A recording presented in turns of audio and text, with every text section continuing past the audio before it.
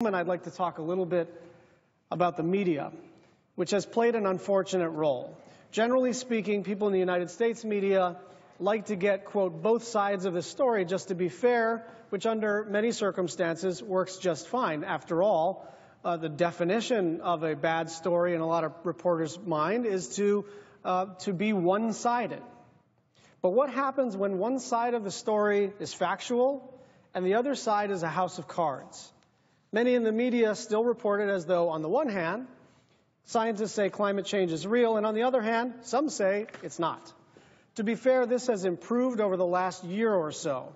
But that was the foundational weakness of the American media in playing its role, their credulity when reporting on deniers, and the climate denial apparatus took full advantage.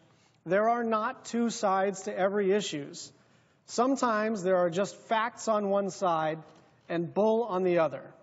We don't argue about the existence of gravity, whether the earth is round, or thankfully, whether smoking causes lung cancer.